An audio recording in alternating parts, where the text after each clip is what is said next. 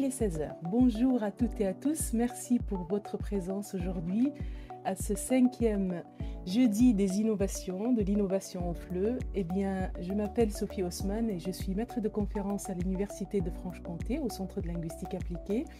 Et je suis heureuse d'animer avec vous ce rendez-vous et cet épisode que j'ai intitulé aujourd'hui Environnement numérique au service du FLE. Donc le but, c'est de pouvoir proposer et dresser l'éventail des possibilités qu'offrent les environnements numériques pour l'enseignement-apprentissage des langues et du FLE spécifiquement. Alors, dans un premier temps, je vais définir de quoi on parle quand on évoque l'environnement numérique, quelle différence avec dispositif numérique. Et puis, je vais évoquer également les spécificités des environnements numériques pour les langues et pour le FLE. Qu'est-ce qu'on trouve à l'intérieur de ces environnements-là? Comment on va pouvoir retrouver des fonctionnalités qui vont permettre à l'apprenant de vivre une expérience à l'intérieur de ces environnements pour qu'il puisse progresser et monter en compétences langagières et aussi culturelles et passer un bon moment en tout cas dans ces environnements. Et puis, on va aussi pouvoir donner des exemples d'environnements numériques existants et peut-être les analyser pour voir quel environnement est vraiment porteur de changement et vraiment porteur d'une plus-value pédagogique. Donc, on va voir ensemble ce panorama autour de ce concept d'environnement numérique. Alors, pour commencer, je vais, comme je vous ai dit, définir l'environnement numérique d'enseignement-apprentissage et il faut voir qu'il peut se définir sur 2 plans. D'abord, sur le plan conceptuel, parce qu'il s'agit d'un système qui va favoriser le contrôle de l'apprentissage ou de son apprentissage. Et donc, on va vous retrouver à l'intérieur à plusieurs égards, définition des buts d'apprentissage, gestion de processus d'apprentissage, gestion des contenus et des outils de communication, de collaboration, de socialisation. Donc voilà, un environnement va pouvoir proposer un certain nombre de services à l'apprenant. Et sur le plan technique, c'est aussi un deuxième plan. Il s'agit d'un service qui permet à un apprenant d'intégrer différents services qu'il peut utiliser et combiner selon ses besoins. Voilà, donc on parle d'un espace qui va permettre aussi l'échange avec d'autres sous plusieurs formes.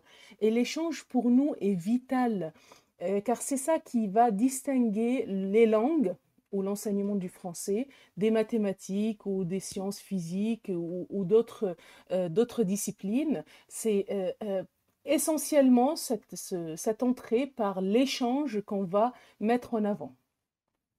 Alors, cette notion d'environnement d'apprentissage n'est pas nouvelle, elle n'est pas aussi réservée aux seules situations de formation en ligne. Ce terme-là est déjà utilisé et pour marquer d'abord le caractère décloisonné d'un établissement scolaire. Donc c'est ça la différence, c'est qu'on va essayer de dématérialiser et on va pouvoir aménager un espace en ligne pour accueillir une situation d'enseignement et pour pouvoir aider un enseignant à dispenser son apprentissage et on va pouvoir lui faciliter son enseignement avec un ensemble de ressources dédiées à un thème, une discipline ou un type d'activité. Voilà, donc je vais synthétiser la définition. Il s'agit d'un environnement virtuel où un apprenant rassemble et gère différentes, on appelle ça artefacts, mais différentes ressources, outils, services, ressources numériques, liens, au service de son apprentissage. Donc, il est très important quand même de savoir que dans un environnement d'apprentissage ou dans un environnement numérique, ce sont les activités que l'apprenant exerce qui sont centrales. C'est pas l'outil technique. Les outils techniques facilitent, mais si l'apprenant n'a pas un scénario réfléchi, si l'apprenant ne retrouve pas un scénario réfléchi par l'enseignant en amont et qui va lui permettre avec des consignes claires, des objectifs bien définis, des activités articulées, des ressources mises à disposition et puis bah, quelques activités avec des pairs, eh bien, ce n'est pas les outils qui vont lui permettre de les réaliser. Voilà ce que c'est la définition d'un environnement numérique pour l'apprentissage. Et on va maintenant mettre le focus sur la spécificité des environnements numériques pour les langues et pour le FLE. Alors, c'est important, comme on vient de dire, de rappeler que les environnements numériques n'apportent pas par eux-mêmes de changement de pratique et d'évolution pédagogique. C'est-à-dire, l'enseignant, quand il va mettre en place un environnement numérique, ce n'est pas pour autant qu'il a changé de pédagogie ou qu'il a innové. S'ils sont intégrés dans le cadre d'une pédagogie transmissive, ça sert presque pas à grand-chose. Donc, ils pourront vraiment apporter une valeur ajoutée pour les langues et pour le FLE s'ils induisent des nouvelles pratiques didactiques. Comme on a dit toujours, le scénario pédagogique reste central et la réflexion de l'expérience de l'apprenant est primordiale. Alors, qu'est-ce qu'on va retrouver dans des environnements pour les langues? D'abord, moi, j'ai envie de retrouver des environnements agréables. D'abord colorés, pas très hostiles, pas un environnement en ligne. Bah, vous voyez, par exemple, il y a des outils, bah, sans les citer, mais des outils très connus, et on entre dans des classes virtuelles parfois qui sont sombres, noires, et très hostiles quand même, hein.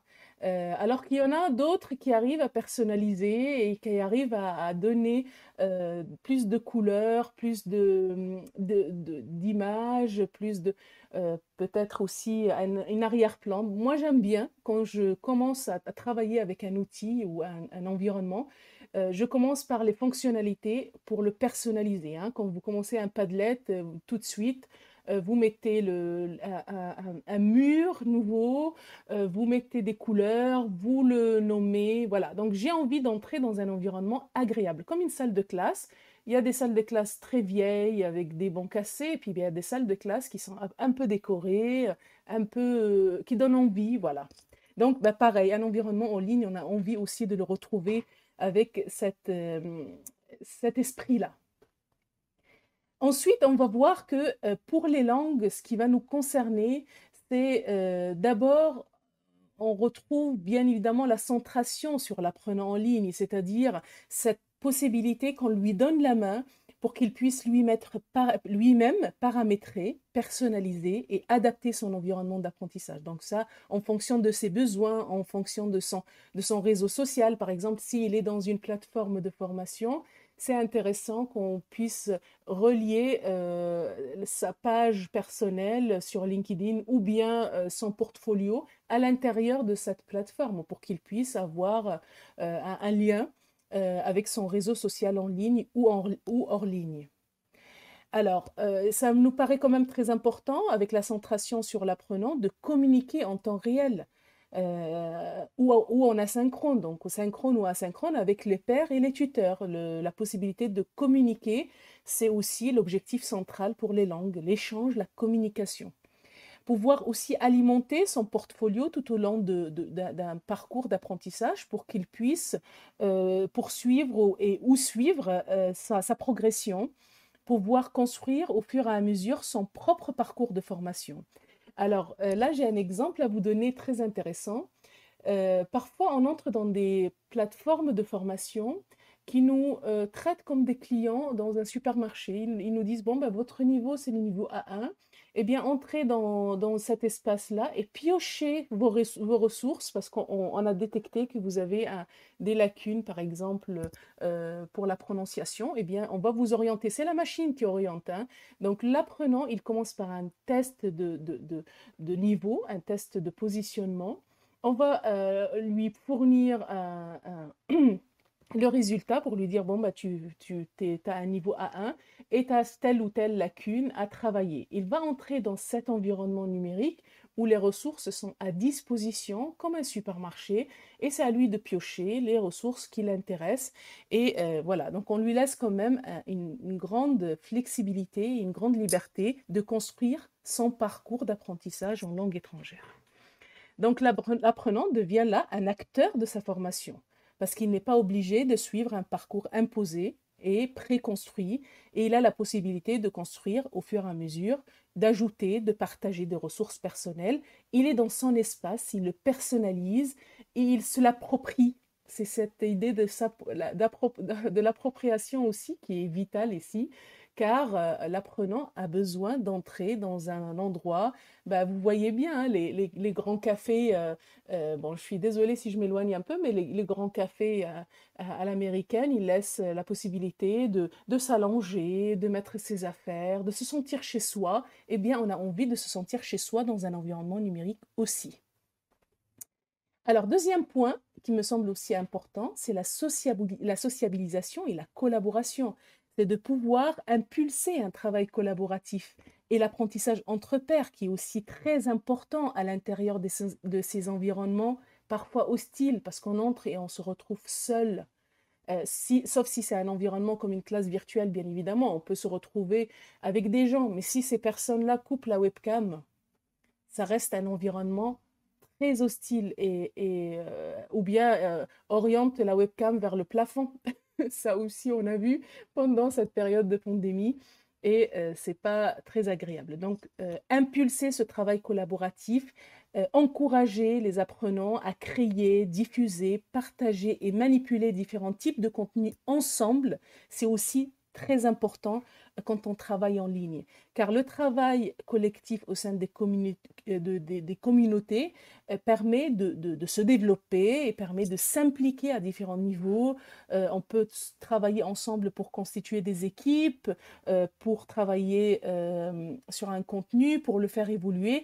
Donc, ces expériences-là sont faites dans ce domaine pour pouvoir motiver, impliquer l'apprenant et de ne pas qu'il entre juste pour un cours transmissif. Donc voilà, il va vous couper la webcam et il va aller faire la vaisselle en attendant que le cours se termine. Alors, troisième point qui me semble aussi intéressant à évoquer, c'est l'ouverture et la possibilité d'échanger avec des natifs ou des utilisateurs de la langue cible. Donc, certains environnements numériques pour les langues mettent en place des outils spécifiques pour favoriser ce développement des compétences orales, production et compréhension. Donc, voilà, on va pouvoir mettre à disposition de l'apprenant à l'intérieur de l'environnement des outils spécifiques de la production orale, et de l'interaction, des outils, des forums vocaux, enfin des forums vocaux, un chat vocal, une visioconférence. Cette diversification de types d'activités et des scénarios pour l'oral vont permettre à l'apprenant de s'engager et de ne pas uniquement faire un travail à l'écrit pour répondre dans un forum ou dans un chat. Donc voilà, des ressources sélectionnées, si vous voulez, pour permettre de travailler aussi dans des situations avec des natifs, des scénarios autour des tandems, de e-tandem, des situations qui permettent de faire la télécollaboration ou bien le e-twinning. Donc ça, c'est un environnement aussi qui facilite cette possibilité d'interagir avec des natifs. Donc tout ça, ça reste des choses précieuses à l'intérieur de ces environnements. Alors, un collègue a toujours mis en place l'interconnectivité avec une communauté d'apprentissage et de pratique de la langue. Donc, vous voyez bien, une plateforme comme eProf, elle vous permet de vous mettre tous en contact. Et puis, bah, il y a aussi eClass, IF Class, donc ça permet d'inscrire l'apprenant dans une communauté d'apprentissage et de pouvoir pratiquer la langue cible avec des locuteurs natifs. Alors, dans un environnement numérique, quatrième point, on aimerait bien aussi trouver des ressources qui nous permettent de s'exposer à la langue. Donc, le temps de l'exposition à la langue est très important avec divers supports, audio, vidéo, images, ça peut être aussi animation, des extraits, voilà, des bandes sonores. Cette diversification des supports, la diversification de ressources permettent à l'apprenant d'avoir une exposition plus importante à la langue et de pouvoir justement pratiquer cette langue. Alors, voilà, en tout cas, un environnement numérique pour les langues ou pour le FLE en particulier va mettre en avant l'autonomie de l'apprenant à travers des concepts centraux du Web 2.0, hein, parce que c'est vrai que c'est le web qui nous a permis d'intégrer toutes ces fonctionnalités-là pour permettre l'ouverture, la flexibilité, le partage des responsabilités et des savoirs. Moi, j'aime beaucoup ce concept de co-construction du savoir et pas du tout dans cette situation où l'enseignant, c'est lui qui va dispenser le savoir. Quand on va entrer dans une classe virtuelle, on aimerait bien échanger, faire évoluer le contenu par rapport à l'expérience des participants, par rapport à leur vécu, par rapport à leurs intérêts et leurs besoins, et on ne va pas leur imposer un contenu rigide sans justement les impliquer pour ce partage d'expérience. Alors là, maintenant, on va pouvoir donner quelques exemples d'environnement numérique, parce que j'ai peut-être été un peu théorique jusque-là. Ça me paraît intéressant d'identifier quelques traits saillants de ces environnements pour les langues. Et là, je vais voilà, parler des environnements qu'on retrouve actuellement. Vous voyez bien depuis quelques mois et même plus, on voit que des environnements pour l'enseignement, apprentissage des langues en général, alors se créent dans de nombreuses structures. Il y a des projets qui se multiplient, se diversifient. Donc, on voit une installation des plateformes de formation. Et quand je parle des plateformes de formation, c'est des plateformes comme Moodle ou Google Classroom ou Claroline Connect. Donc, voilà, ces plateformes, il y a aussi une Apple Learn. Donc, cette installation des plateformes, elle se multiplie depuis, bien évidemment, et presque même avant, bien évidemment, la pandémie. Et puis, on voit la mise en place des classes virtuelles pour un travail synchrone. On peut trouver aussi la conception des dispositifs hybrides, commodales ou entièrement en ligne. On peut trouver aussi la réalisation des tests d'évaluation en ligne, des tests de positionnement comme le test Evalang par exemple. On peut voir des MOOC pour les langues, des communautés Web 2.0. La réalisation d'outils et la mise en place des campus numériques pour la formation des enseignants, la possibilité d'accéder à des webinaires pédagogiques, des manifestations scientifiques, colloques en ligne. Donc voilà, une variété d'environnements qu'on retrouve et qui permettent à l'apprenant de pouvoir travailler la langue.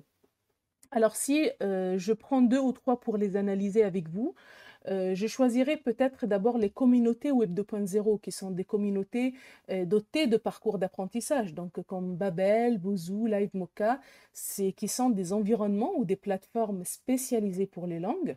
Et le succès de ces types de sites communautaires est quand même incroyable, avec parfois 20 millions d'utilisateurs. D'accord? C'est quand même pas anodin. Ça peut voilà, représenter un cours en ligne et une partie sur un réseau social qui permet de mettre en relation les apprenants. Donc voilà, ce type d'environnement permet à l'apprenant de pouvoir intégrer une communauté, de pouvoir retrouver un cours, des exercices structuraux, des exercices aussi, c'est vrai qu'on retrouve beaucoup les exercices structuraux, mais le plus intéressant, c'est qu'on retrouve également une partie où on va les faire travailler entre pairs et on va pouvoir aussi travailler des modalités d'interaction synchrone et asynchrone avec d'autres utilisateurs, tuteurs et tout ça. Voilà. Donc, ces communautés-là permettent aux apprenants d'apprendre les langues étrangères de manière non formelle et structurée. Et ce type de communauté ne propose pas seulement de contenu d'apprentissage, mais cherche aussi à tirer profit des caractéristiques du Web 2.0 avec des jeux, avec cette possibilité d'interagir, de sociabiliser. Voilà, tout ça, c'est des concepts importants. Si je prends aussi un deuxième exemple pour le mettre en avant, les MOOC pour l'apprentissage des langues. Là, vous avez aussi pu voir un certain nombre d'apprenants, beaucoup d'apprenants qui s'inscrivent gratuitement sur ces MOOC et qui peuvent et qui s'adressent à beaucoup de personnes, parfois même 300 000 personnes. Donc, ces MOOC-là qui sont ouverts gratuitement, qui peuvent proposer un travail, vous avez vu les MOOC de l'Alliance française de Paris. Vous avez vu les MOOC qui sont proposés sur la plateforme FAN, France Éducation Internationale. Donc, ils permettent la granularité de l'ordre des cours, un rythme imposé, un accès libre et gratuit à un contenu. Et les apprenants, ils peuvent travailler dans des scénarios pédagogiques intéressantes. Et ils peuvent également, voilà, moi je me souviens bien d'un MOOC qui s'appelait Anglais pour tous, Spice Up Your English, c'était fait par l'Université libre de Bruxelles, et on voit bien un scénario intéressant autour d'un d'un environnement pour pouvoir travailler la grammaire et le vocabulaire dans un scénario, je pense que c'était autour de la cuisine, qui m'a paru très intéressant et qui a permis d'engager les apprenants tout au long d'un cours sous forme des courtes vidéos, 10 minutes, hein. Et après, il y avait des ressources en ligne, des tests et des activités, des quiz, des travaux pratiques à effectuer et puis la possibilité de correspondre avec des pairs ou avec l'enseignant. Donc voilà le MOOC pour les langues. Ça, c'est un environnement aussi qui accueille des milliers de personnes et qui permet aussi d'accéder à des ressources qui sont parfois très bien faites, même si il a ce défaut de ne pas pouvoir interagir à l'oral ou à l'écrit facilement, parce que interagir avec 300 000 personnes inscrites, c'est complètement euh, irréalisable. Et puis, bah, apprendre la langue aussi avec des courtes vidéos, c'est pas totalement dans cet esprit qu'on est en ce moment. Alors, je vais évoquer également des cours hybrides ou fermés. euh, alors, c'est cette possibilité de concevoir un environnement de formation personnalisé pour le soutien en ligne, des parcours individualisés de formation tutorée, en autonomie guidée, semi-guidée, libre. Donc, ces formations hybrides ou comodales, ils permettent aussi voilà, de proposer des cours souples et diversifiés, en tout cas des modalités souples et diversifiées, et ça permet de travailler en ligne ou en présentiel. Après, on a le SPOC, le Small Private Online Courses. Ben, vous avez vu, je viens d'évoquer les MOOC où on a vu qu'on ne peut pas interagir entre 300 000 personnes. Là, les SPOC, ils vont cibler 30 personnes, hein, on limite, le fait qu'on limite les participants à un groupe défini va permettre de mettre une synergie entre le présentiel et le travail en ligne. Donc cette possibilité et cette modalité-là semble aussi intéressante pour un meilleur encadrement et un meilleur suivi de l'apprenant et une relation de proximité, bien évidemment, parce que quand ils sont inscrits à 100 000, eh bien, ben, c'est la machine qui gère l'accueil, c'est la machine qui gère l'apprentissage et c'est la machine qui gère aussi les attestations de suivi. Voilà quelques exemples d'environnements numériques qu'on retrouve maintenant. Je sais que vous avez beaucoup l'habitude de travailler avec les plateformes de formation comme Moodle ou Google Classroom. Vous avez également maintenant la possibilité aussi de faire beaucoup de classes virtuelles. Donc, vous connaissez comment on peut, en tout cas, ça a été un des points les plus importants euh, à évoquer, c'est cette possibilité, c'est comment motiver, impliquer les apprenants dans leur apprentissage. Et tous les enseignants ont réfléchi à comment dynamiser le le cours au sein d'une classe virtuelle. Alors, pour terminer, je vais vous dire quels sont les gains pédagogiques en termes dans ces environnements numériques, euh, comment on peut trouver la plus-value de ces dispositifs-là et de ces environnements-là. Eh bien, il faut savoir que c'est l'enseignant qui fait ses choix, éclairé par ses connaissances techniques et pédagogiques. C'est lui qui va pouvoir retrouver les points forts et les points faibles de chaque environnement et qui va pouvoir remédier à des problèmes au fur et à mesure, comme on a vu avec les classes virtuelles, où les enseignants se sont réinventés tous les jours pour redynamiser l'apprenant, l'impliquer, alors qu'au début, je me souviens très bien, c'était juste un cours de conversation comme on peut le faire sur Skype ou avec une autre application.